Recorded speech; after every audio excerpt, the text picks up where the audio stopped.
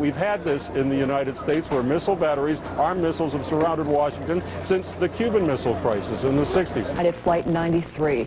The widow of the pilot of that flight and Homeland Security Director Tom Ridge are among the speakers scheduled. There will also be a moment of silence and a 21-gun salute. Now, the anniversary is being marked in other parts of the world, too. In France, a ceremony is about to get underway at the U.S. Embassy in Paris. French President Jacques Chirac is scheduled to speak, followed by a playing of the American and French national anthems. And after that, there will be a moment of silence. Last night, and about the field there today. Good morning to you all, Liz. The ceremony this morning is an ecumenical service being held on behalf of those who lost their lives in the World Trade Center and Pentagon attacks in the United States.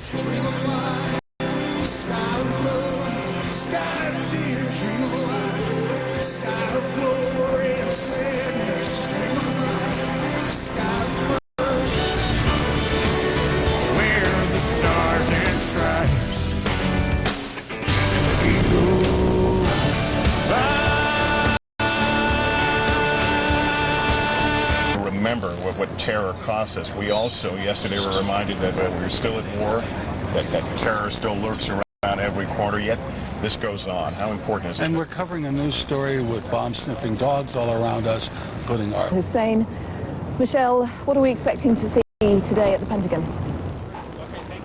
Jane, as you said, that ceremony starts in just about 3.5 hours' time. President Bush will be here, as will the Defense Secretary Donald Rumsfeld. They'll be the main figures attending this service, which is not open to the public. If you're planning on coming here today, you cannot drive to the site. You must take one of the sponsored buses. And there are only, you need to make sure that you're on a bus that is designated to come to this area. There are some people that are trying to run a scam where they claim if you pay them, they'll get you there. But as Sophia Wharton knows, she's at the... You come out here.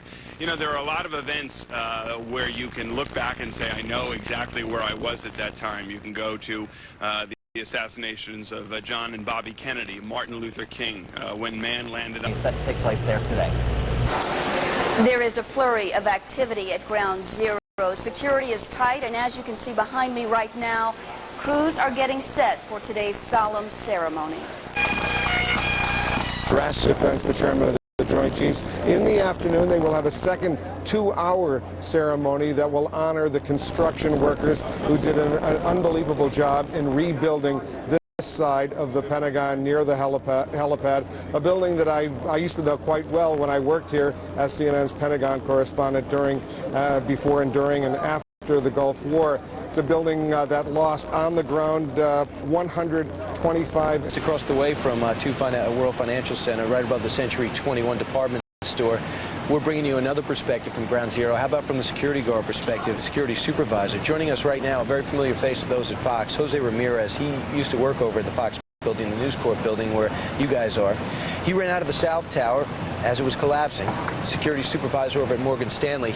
Jose, you were 20 minutes late to a meeting. And it's a good thing. Yes, it was. Fortunately enough, I didn't consider being late for that important meeting. But when I arrived there, the first thing that I was notified by my boss, who was in charge there, Mr. Mercer. That in the South Tower, 44th floor, right? Correct. I spoke with him that morning, and I apologized. And I said to him that I would finish up the paperwork that I needed to be done. He then expected me at a particular time. In the process of doing the paperwork, I heard a rumble of debris apparently hitting the facade of the building in that morning. How about a plane hitting the North Tower is what happened, right? Correct. I wasn't aware of it. I did not know. Even in the 5 building, you weren't even aware that a plane had slammed into it? No, I was not aware of it. I didn't find out until I see people running out from the cubicles from the far end of the floor. All right. Running out, unclear as to what actually happened. What I did was that I notified my colleagues by radio, finding out what was going on. In the South Tower, telling them what's happening. What's happening, correct. They informed me that I got interjected by another call from another colleague of mine at the 6th floor of 5 World Trade Center, who informed me that a plane had apparently hit the North Tower at that morning. I took the liberty of calling and returning back the transmission via radio to the corporate security office on the 44th floor of Building 2, which is the South Tower. Right. They responded back to me by saying to stand by at this point. You're on 5, you're on ground floor. That's right. All right. So as we cycle through, the north is hit. Minutes later, South Tower gets hit. Correct. The South Tower gets hit during the process of evacuation. Now, mind you, I've gotten a portion of the people out of the building at that time. South. Right. 5 World Trade Center was still evacuating when the South Tower was hit. We were still in the process of evacuation. What was the word in the South Tower once the North Tower was hit? Because we've heard evacuation and we've heard people were told stay at your desk. Well, it's a confusion and conflict there. The Port Authority had called when the North Tower was hit that they had everything under control, that people, for what I understand, were told that they can return back to their cubicles, right, to their workstation. It was safe. And Jose, we just have to get to the point where the South Tower starts to collapse. Right. You have to run for your life. You have to scale a car. Everything's coming around you. And as we look outside with that the jib camera over to the left down, you dove right where those white buildings were, and only scaffolding prevented you from being crushed. I was fortunate. I think I was blessed for some reason. As I was running out of the South Tower,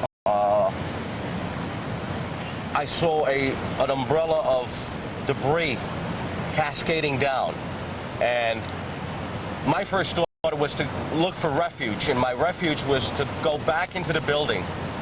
My first thought is to go back into the building, but then I decided not to, and run as saved fast. Your life. Yes, it saved my life. If it wasn't for the scaffolding that was right across the street, I don't know what I would.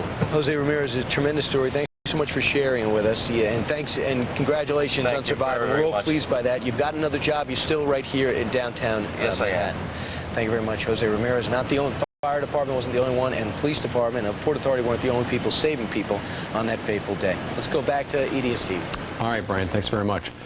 Army Sergeant Chris Brayman was both a survivor and a hero 1 year ago today. His story is featured in National Geographic Channel's Inside the Pentagon that runs tonight. Take a look. We wanted to get in there. We knew at firsthand what we had saw inside. If we didn't hurry up and get back in there, there was going to be anybody else left. Because you could see people burning in the windows. And Army Sergeant Chris Brayman joins us live from the Pentagon this morning. Good morning to you, Sergeant. Good morning, Steve. How are you? I'm doing okay. Take us back 1 year ago. Seconds before the plane hit your building, you were on the phone with your wife.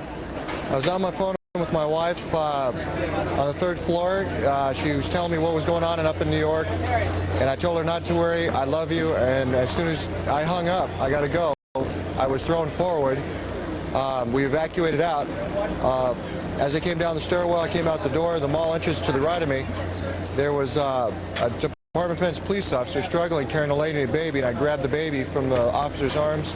We ran for about 65 yards, placed the baby back in the woman's hands. She kept repeatedly saying, "Where's my baby? Where's my baby?" And we placed her back in her arms. She was obviously in shock at that point. The officer instructed me to go get help, go get help. At that point, I ran to an ambulance on the 110 freeway. Character of the story. Who connects the story to the viewer's life? It's not enough to have a great story. We can all come up with great stories. We have to be great storytellers.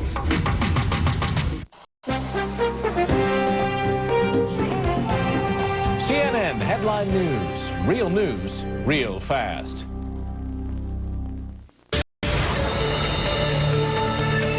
For the first look at what's happening in your world. From wherever the story is happening. Every day, every night, everywhere. You can depend on CNN. Covering the day's news live. One story at a time. It's time to talk with a little attitude. The people and the issues inside politics. For the latest news from Washington and around the world. Policy and newsmakers from the nation's capital. When you need to know how it all adds up. Fiery debate from the left and the right. Everyday people, extraordinary stories. It's the people you'll be talking about tomorrow, tonight. or a different way of looking at the story. Every day, every night, Everywhere. you can depend On CNN. CNN. CNN. You can depend on CNN.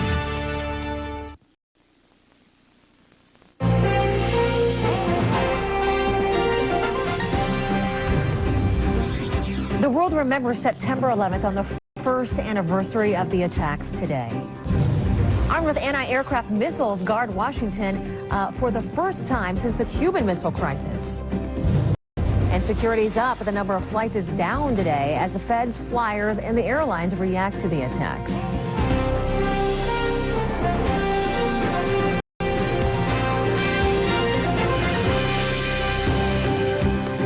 Good morning, everybody. It is 6:30 Eastern on a Wednesday morning. We're glad to have you with us here at CNN Headline News. I'm Robin Mead, and more on those stories in just a moment. But first, a few surprises in primary elections around the country. The biggest may be in New Hampshire. That is where second-term Senator Bob Smith has lost the GOP Senate battle to Congressman John Sununu. Well, Smith is the first elected senator to lose a primary in 10 years. Sununu took about 54% of the vote.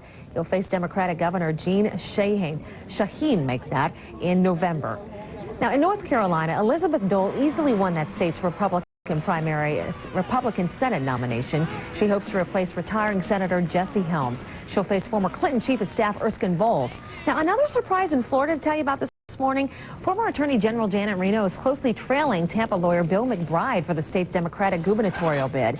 Thousands of votes, though, are still being counted from 3 South Florida counties. There were problems, you see, with the new touchscreen voting systems. At least one precinct used paper ballots instead. The winner faces Governor Jeb Bush in November. Well, on most people's mind today is the anniversary of the September 11th attacks. It comes with a Code Orange terror alert as well. Now, as a precaution, armed missile launchers on Humvees are in locations around the nation's capital. At the request of the Pentagon, CNN is not disclosing where those systems are. Well, the Pentagon first intended to deploy the systems unarmed. You might remember we talked about that as an exercise dubbed Clear Skies 2. But Defense Secretary Donald Rumsfeld has changed it to a mission to protect the United States.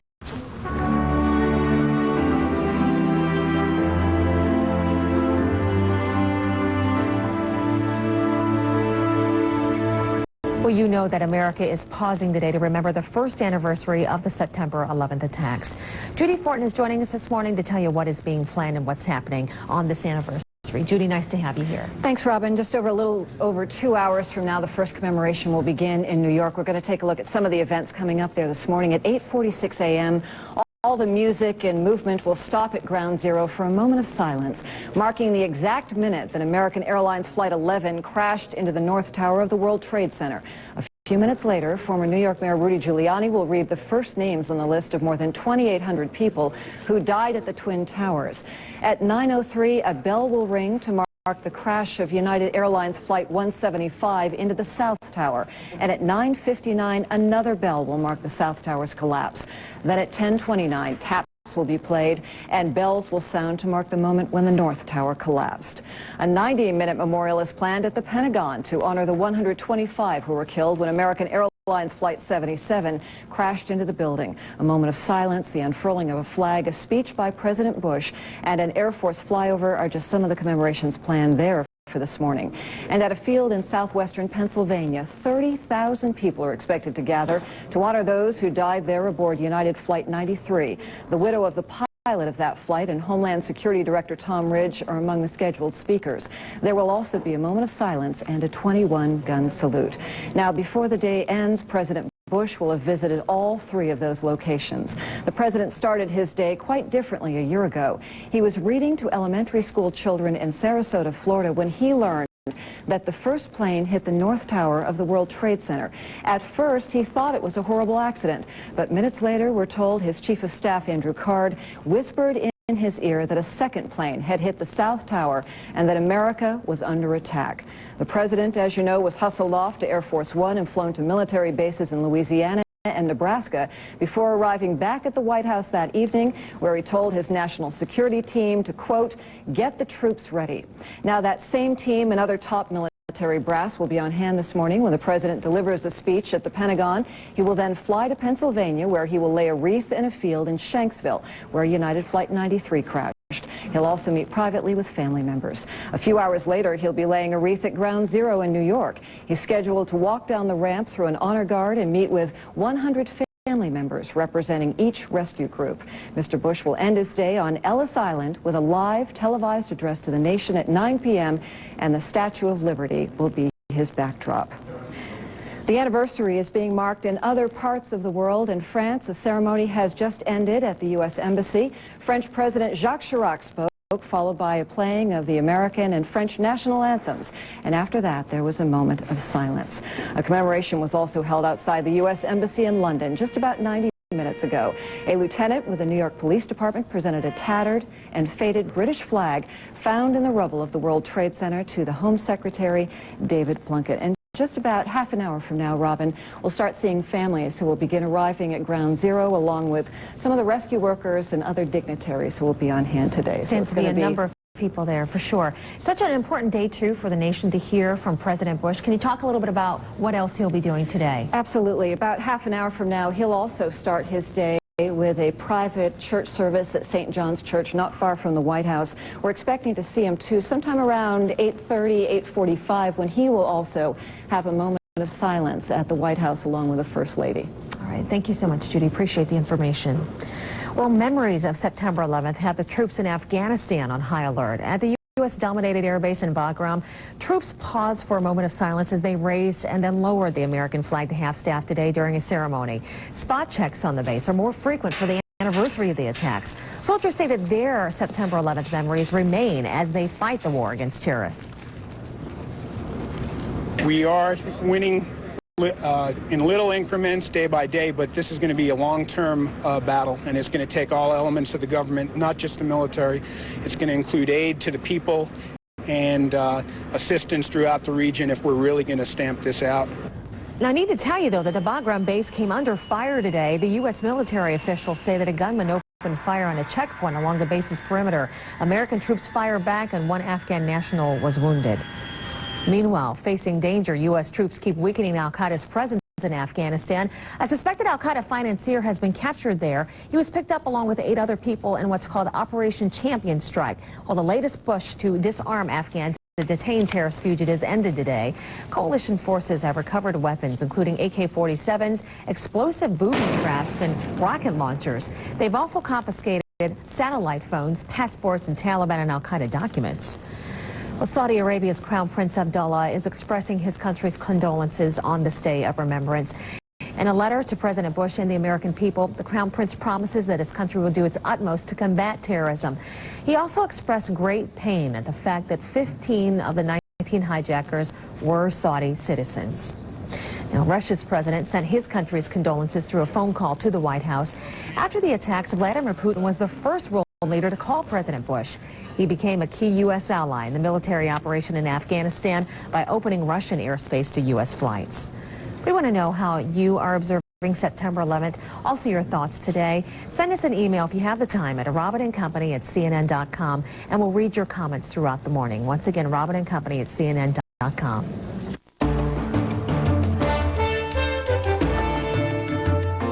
Right now, 38 minutes after the hour, let's get you some business news. There is a fork in the road soon for CarMax in Circuit City. Shareholders for the used car chain have voted to spin the company off October 1st. Circuit City started that chain back in 1993.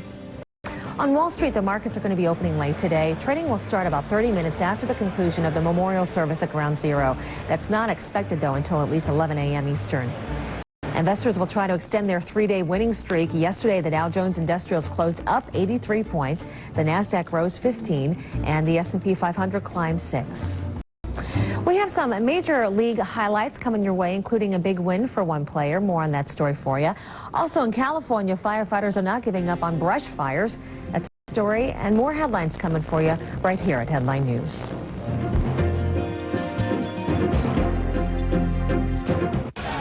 Wherever news breaks, depend on the people of CNN for live coverage you won't find anywhere else. Whenever the story happens. From hot spots around the world, CNN is already there, on the ground, with over 1,000 of the most experienced journalists worldwide. Every day, every night, everywhere Islamabad.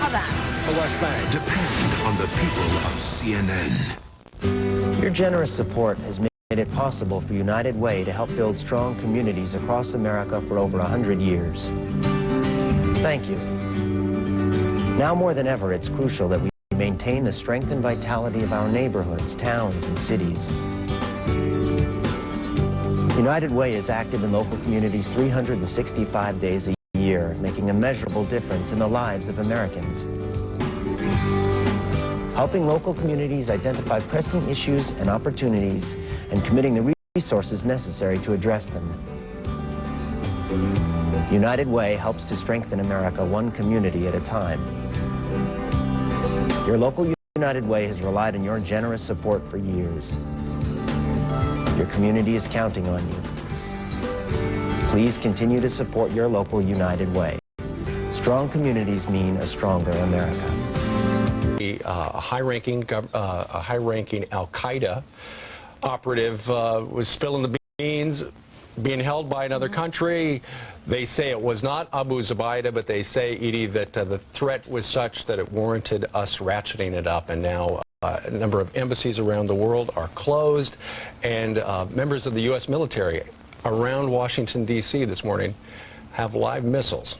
And these are similar to what they heard a year ago today, but didn't know how to respond to them. Today we are on high alert. It is 1 year after the attacks of 9/11, the day America changed. It is 7 o'clock here on the East Coast.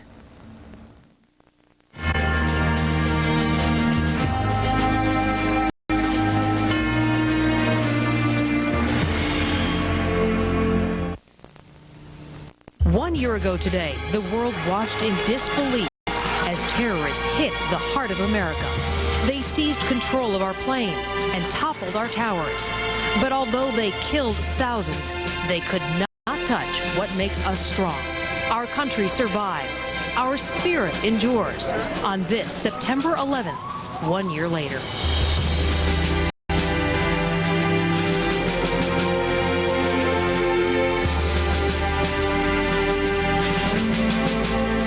The Statue of Liberty there, and you can put any face in America on top of hers, because what it comes down to is we're all responsible for preserving our liberty, and a lot of people are focusing on that today.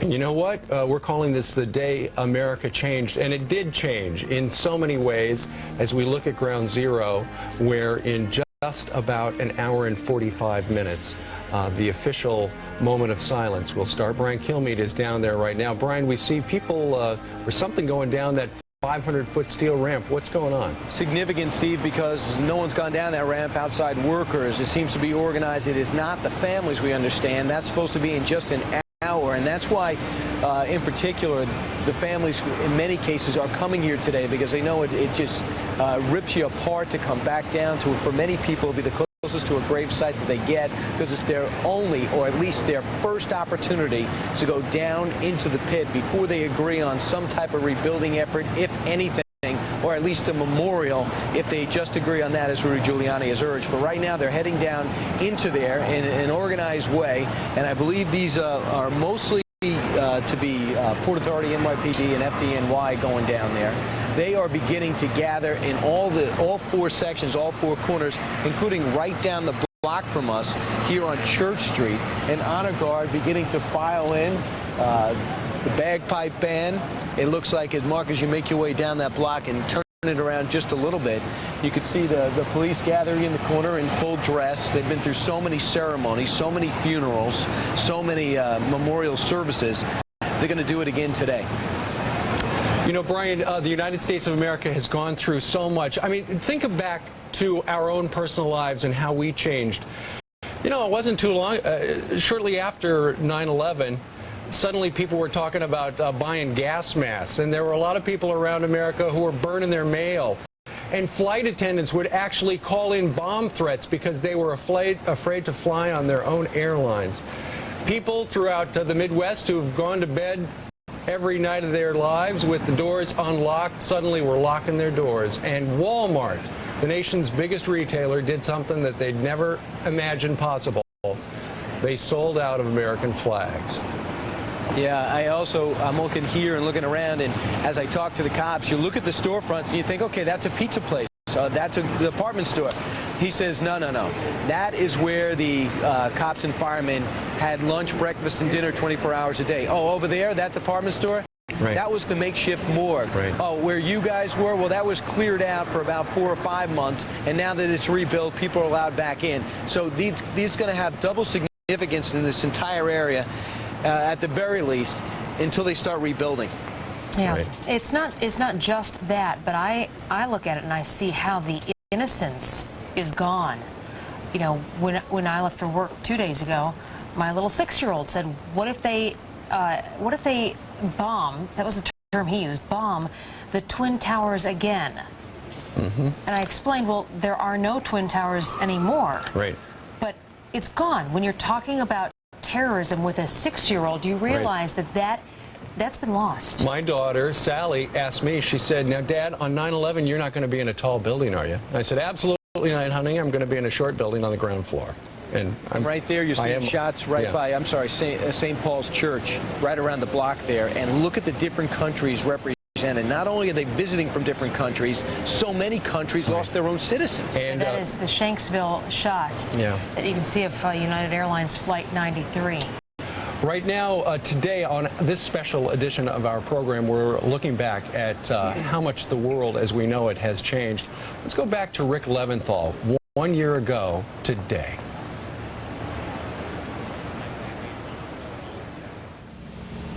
We're on Church Street. We're not sure what happened. There's been a huge explosion. Everyone's running for their lives, literally. Police, media. I see a woman pushing a baby carriage. Here comes the smoke. Here comes the smoke. Go ahead, Rick. It's unclear what happened, if the tower collapsed or what, but I think we better get out of this mess, dude. I think we better get out of this.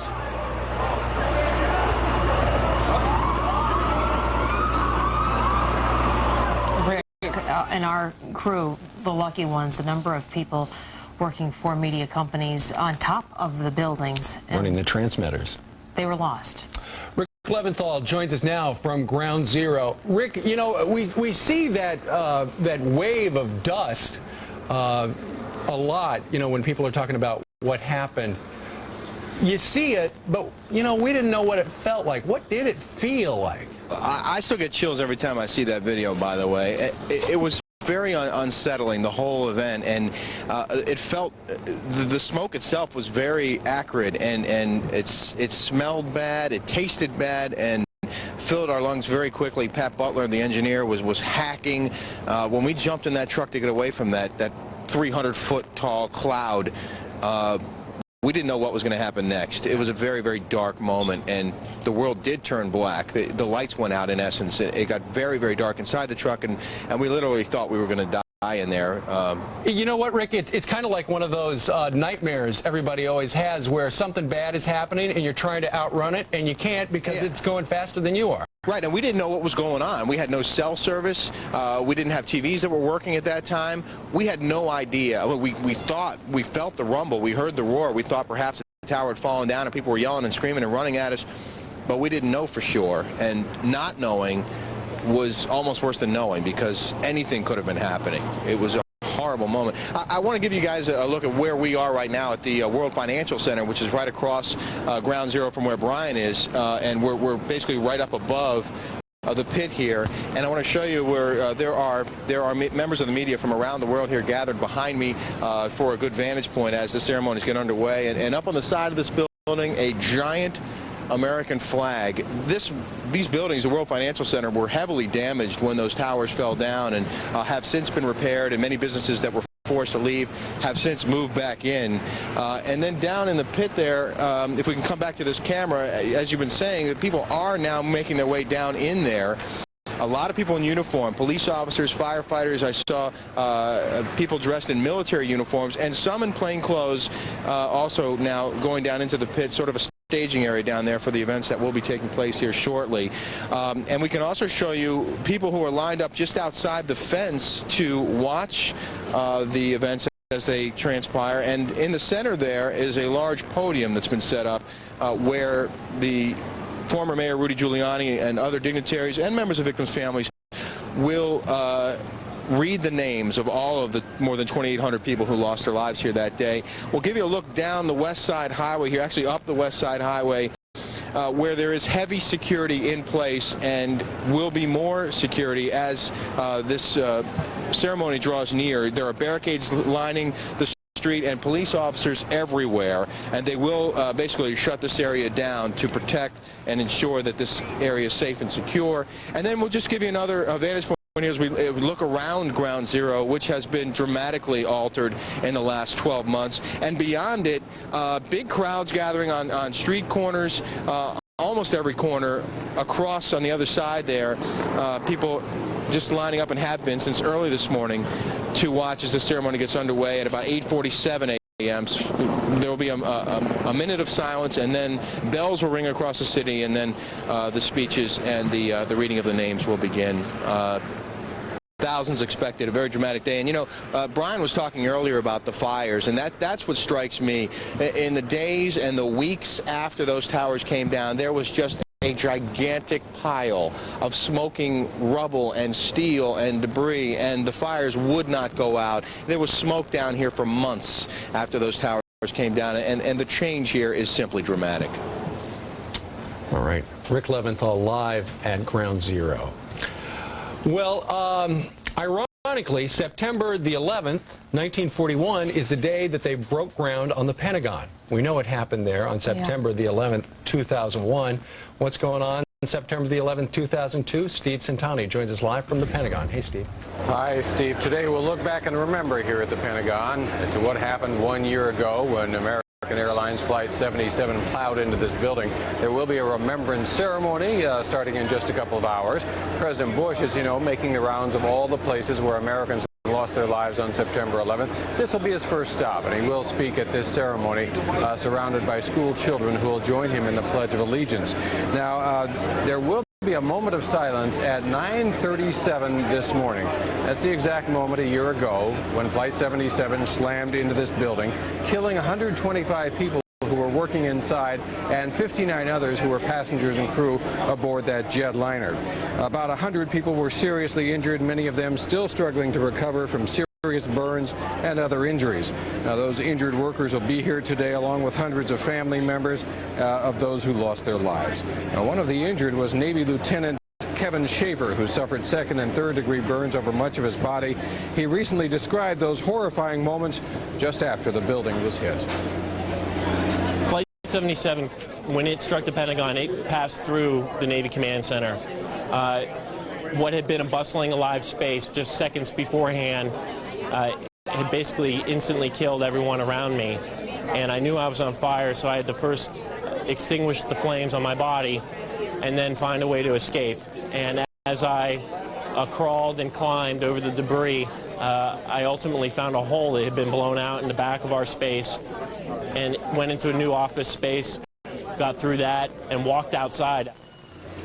Now, ever since that tragic day, of course, work has continued here practically around the clock to rebuild the damaged sections of the building.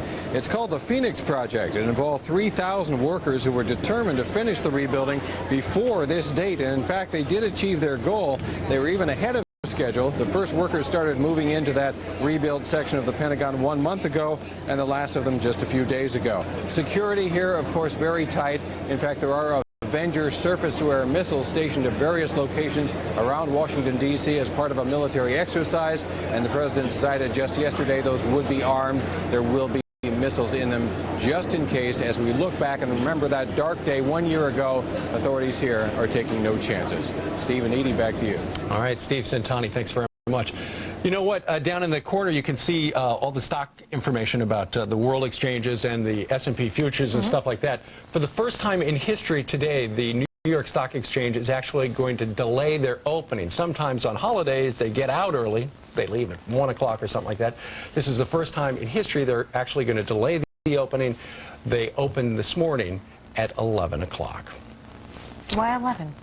I think because they're going to be going to a number of memorials this morning, and they figure they can be back in their office and do some trading. They will be able to. Information officer, thank you very much. Edie, back to you. Thank you, Bridget. New York City Mayor Michael Bloomberg has been instrumental instrumental in getting the Big Apple moving behind the 9/11 attacks and the rebuilding efforts. Mayor Bloomberg joins us now from New York's Financial District. Good morning. Good morning. It is going to be a difficult morning, I assume, for you, leading our city through the remembrance, while at the same time trying to retain that strength and resolve. You've chosen to read from the Four Freedoms, I believe, today. Yes. What was so significant in that really resonated within you? Well, 2,800 lives were taken because some people in the world found those freedoms so threatening and distasteful. And I think there's nothing we can do to remember those we lost as much as explain why their lives were snuffed out, and that we're not going to let the people that tried to destroy everything America was built on win, that we're going to take us forward. Similar to our previous mayor, Mayor Giuliani, I know that you are very close with your family. Your daughters work closely with you. You spend a lot of time with them. You're going to have the families of the victims surrounding you this morning. What will you tell them? Well, I think everybody has to remember their loved ones internally. You can't understand somebody else's grief for people they lost. I'm going to remember the 3 employees my company had and the 1 firefighter that I knew. That's the personal involvement. Looking at 2,800 families, your heart goes out to them. But all I can do is try to build a better world going forward in memory of their loved ones. They really have to grieve themselves. I think that this is a very personal thing, and one of the reasons we're trying to have a very understated, quiet, serious, solemn ceremony is because I think people really do have to grieve by themselves. They look at different images, they think, they have their moment of silence, they light their candle, but in the end it's between them and God and their loved ones. We know that the city, the country, on a high state of alert now after it was ratcheted up yesterday. The Pentagon very secure at this moment.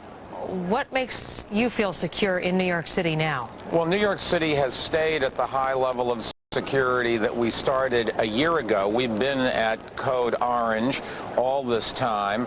We have the world's best police department. We focus an enormous amount of resources on intelligence gathering here in New York and around the world. We have a whole division that works on counterterrorism. The police are very well trained and equipped, and we think that this day will be a safe day. Clearly, we are focused a little more on it, but we have to, tomorrow and the next day, maintain the safety of people in New York City, not just today. So our focus is longer term. I think that you'll find today to be a peaceful day. I think what people can do as individuals, if you see something suspicious, call 911, but basically leave security to the professionals. What we can do is hug our kids one extra time, maybe before we go to work, and we can go about our business. We can take a moment of silence. We can light a candle. This will be a safe day. Mayor Michael Bloomberg, thank you very much for joining us. Thank you for having me. The beginning of a busy day for you. Appreciate it.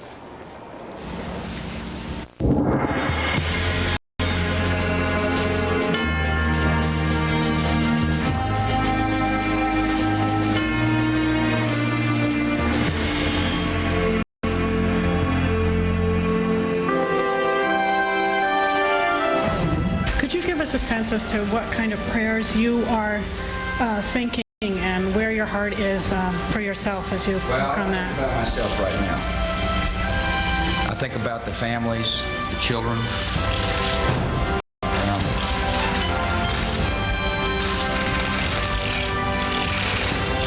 I'm a loving guy, and I'm also someone, however, who's got a job to do, and I intend to do it. And this is a terrible moment. But this country will not relent until we have saved ourselves and others from the terrible tragedy that came upon America. Welcome back, everyone. Brian Kilmeade, right at ground Ground Zero. Sally Reaganhard lost her son, her probationary firefighter at 28 years old. He was assigned to Engine 279. By the way, his name Christian. She now co-chairs the Skyscraper Safety Campaign. You've seen her all around. Unfortunately, we've had to have seen you all around because people are concerned about why, Sally, those buildings fell. At first look, of course, they got hit by a plane. But on second look, third look, we thought, wait a second, were these really built with safety in mind? Yes, right. Well, you know, it's very apparent here because if you look around in back of us, there's a building right to our rear, the building where that sign is there with the heart. That's a building that burnt for several hours on 9/11. It never fell.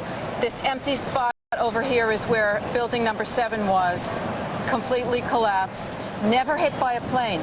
People have to realize you cannot buy into the spin that the buildings fell because they were hit by a plane.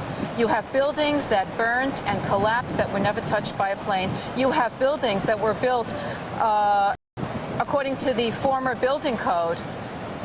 Right. And they're still standing. We have buildings in this city and in other cities that have burned for 6 hours at a time and never collapsed. So we have a problem here with construction. We have to look at a lot of issues. We have to look at our building codes. We have to look at spray-on fireproofing. We have to look at so many things. Yeah, right now one thing I do want to look at, and yes, we have to look at, is Christian. Yes. Lost him at 28 years old, a former Marine, decides he wants to be a firefighter, and as a probationary firefighter, he went right in. Yes. What else do we know about that day?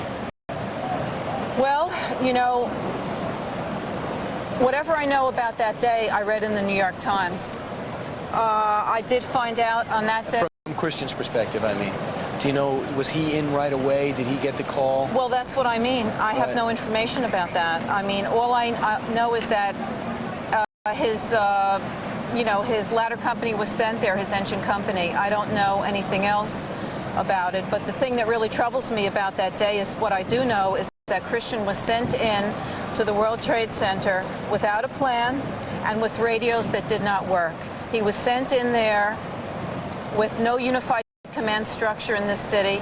He was sent in there with the police department not communicating to the fire department that 21 minutes in advance they felt that the second tower was in danger of collapsing. So I know so little about where he was sent, why he was sent in there, what he was supposed to accomplish with radios that didn't work.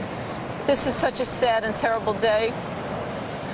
And when I think that I know that his death was needless, and so was the death of the 343 firefighters. Has it made it? Have you gained any solace by the action you've taken and the skyscraper safety and the reforms that could be in play because of people like yourself? I'd say maybe I have 1% of solace. Other people say that we've accomplished a lot. I expected to have more.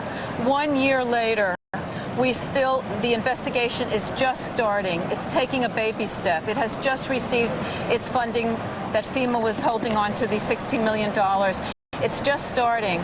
You know, we've had 12 different investigations into the collapse of Enron over this last year. Not one investigation into why the World Trade Center collapsed and 3,000 people were murdered by 2 buildings. We're starting the investigation, the NIST investigation. I'm encouraged by it, but I'm very discouraged that it took 1 year. Sally Reaganhard, I know it's going to be an emotional day. Thanks so much for coming down, talking about an issue. And Christian, I know, will be proud. Thank you. And we have a chance to talk to him. Thanks again, Sally. All right, Stephen Eady, back to you in the studio. Thanks, Brian. A mix of emotions today. Some people say they feel comforted. They are moving on with their lives. Others say not enough has been done. They don't feel secure. They don't have their questions answered. Right. I walked by a firehouse here in the neighborhood yesterday. I saw a sign that said, "All gave some gave all." Of course, one thing after 9/11, suddenly within hours, people were saying this is the handiwork of Osama bin Laden. Geraldo Rivera is in Tora Bora this morning on the trail, trying to retrace where bin Laden went. When it looked like Geraldo, we had him in our crosshairs. Stephen Eady, you know, this is a tough day. Just listening to the show This morning, all the emotions ebbing and flowing. It's a very difficult day for all Americans. But even as we remember, and even as we try to see through the haze, the tears for the victims, our fear for the future, there's one picture I want everyone to remember, a picture aside from the one that's been branded on our soul, the picture of those towers collapsing. It is this picture, the picture of Osama bin Laden's pride and joy. This was his principal training camp. This was his principal recreational spot. That young soldier is standing by Osama bin Laden's swimming pool. Look at it, it's a filthy mess now that the cows use to defecate. Panning the camera over, Christian, that field is the field where his proud troops learned their taekwondo and their martial arts. It was devastated by a daisy cutter. Panning over further still, you see the armor with which Osama threatened this region, now nothing more than a poster for insulting graffiti written in Arabic and then the local language, insulting to bin Laden and his troops. Pan over further still, that was the terror mastermind's actual mansion. It was there that he lorded over this valley like a pasha from the 15th century, and look at it now. It's well and good to remember the crime. We have to memorialize the victims, but also remember the punishment. Look over here, his kitchens, his other pride, where he served guests that filled 6 bedrooms. And then look up into the valley from which he ruled a terror empire that was worldwide. Now it's a valley that is in the hands of the Afghan people, the Taliban government. Osama bin Laden's cronies and puppets are gone. Al-Qaeda pummeled and scattered. And I know where Osama bin Laden is. He's either 6 feet under here someplace, or he's a sissy hiding under the bed in some hovel, hoping against hope that a special operator doesn't kick down the door and put a bullet in his damn ear. That's where Osama bin Laden is, and it's interesting to note and important to remember that the war on terror is far from over, but we must remember through the haze of our tears and through the up and down, the passion and emotion of today, the good guys are winning. Back to you, Stephen Eady. Geraldo Rivera, always a straight talker. Geraldo. Live in Afghanistan. Thank you. This is 9/11, the day America changed.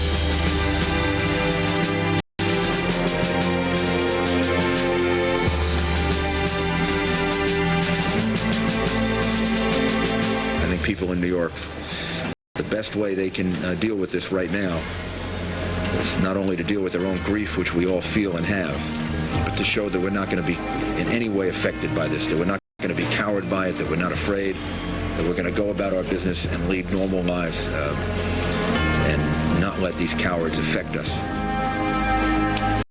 Former New York City Mayor Rudy Giuliani remembers all too well the impact of September 11th on his city. Time magazine named him the Person of the Year, and former Mayor Rudy Giuliani joins us now from downtown New York. It is a day you'll be comforting a lot of families, and I'd like to begin by offering you our condolences on the loss of your mother. Thank you very much. You're going to have a very difficult job because a lot of people do turn to you still, even though Mayor Bloomberg is leading the city now, they still turn to you for guidance and for emotional stability. What will you do for the families today? I met one gentleman on the way in here today. I'll do the same thing that I always did. I'll share with him the loss. I mean, I lived through this. I lost some very, very close friends, people that I knew for many years and people that I loved and that I saw maybe 15 minutes before they died, and I was trapped in a building. I had to get out, was on the street and lived through it. So the fact that it's a shared experience means I don't just comfort them, they comfort me. I mean, going to all the funerals and memorial services and being with these families, yes, I give them comfort and some strength, but I don't think they'll ever realize how much strength they've also given me to lead the city for those 4 months and then to do the things I'm doing now to get through it. Mr. Mayor, we talked to you on your last day in office here in New York City, and I asked you what the best day of your term was, and I asked you what the worst day was, and I knew what that was, but I was surprised that you said the best and the worst day were the same day. Yeah, no question about it. It's the most contradictory day of my life, maybe the most contradictory day in the history of this country. It was the worst day because it was the worst attack in the history of this country. We lost so many people. It was the best day because of the heroic response of my police officers, firefighters, the other police officers, all of the people, the generosity of the response, the heroism of it. And maybe I know from being up close and right there how many people they saved. Yeah. I mean, the first calculations that I received of the losses at the World Trade Center were 3 and 4 times what we ultimately experienced, which is no consolation for me or the others, but it's the reality that these men and women conducted a rescue operation unlike anything anyone's ever been able to accomplish before. And, you know, if you had a chance to do it on a computer, I don't know that all the fortuitous circumstances that come together and you'd be able to save that many people. So there's, you know, there's tremendous pride in the accomplishment that they had. And then, you know, then I watch as I travel around the country how their sacrifice, you know, not running away, not cowering, not abandoning the post, gave America a rebirth of patriotism. You will be down at Ground Zero today. There's, of course, a lot of discussion about what should happen there next, what kind of rebuilding, if any. And you've come out very different than a lot of other people by suggesting that there should not be these towers or businesses, office buildings going up again. What leads you to feel that? Well, I mean, this is my view, and everybody is entitled to different views about this, but my view is this should exclusively, if not primarily, be a memorial. But a soaring, grand structure should be built that adds to the skyline of the city, memorializes the people that were lost here, the bravery we're talking about, the contradictions we're talking about. And then ultimately, I'd like to see a library, a museum, and something that would draw millions of people to this area the way they're drawn to Normandy, Gettysburg. This is beyond us. This is part of our history now. And I would not want to see it built over with just plain, you know, with just office buildings. There's got to be something else. We can build office buildings a lot of places. We can't build this memorial any place than on this sacred ground. Mr. Mayor, yesterday the Attorney General revealed to the United States that we are now ratcheting up our terror alert status. We're now at high alert. We went from yellow to orange, and the President, through his spokesman, said, you know what, just go ahead and live your life. Do what you were going to do on September the 11th. But clearly, the intelligence people know something. There's some chatter out there. There have been some threats. You know, we've looked to you so many times over the last year. Tell us what to do today. Land of the free and the home of the brave. Remember that second part, because they're connected to each other. You can't have freedom without courage. And the reality is that we should go ahead with our lives, and we should not let the risk of terrorism psychologically affect us. Let the Attorney General worry about this, the mayors, the governors, the FBI, the police. They do plenty of worrying about it and plenty of things about it. And, you know, if we see something, then report it. Right. But otherwise, let's not give them a psychological victory. They don't deserve it, and it's the only way they can have a victory, because they're not strong enough to take us over unless we let them take over our minds. Yeah, land of the free, though. We're not going to have that happen. Won by the sacrifice of many. Absolutely. We're the land of the free because we have so many brave people that are willing to give up their lives. And in their names, including our soldiers and sailors who are carrying on this effort to end global terrorism, in their names, we should be brave. We should go about our lives. All right. Thank you for joining us. Former New York City Mayor Rudy Giuliani. He can pick up that phone now. All right. 17 minutes. Have been making improvements to the base recently. People that now, if a family actually outreach to give you a voice or myself or to any one of our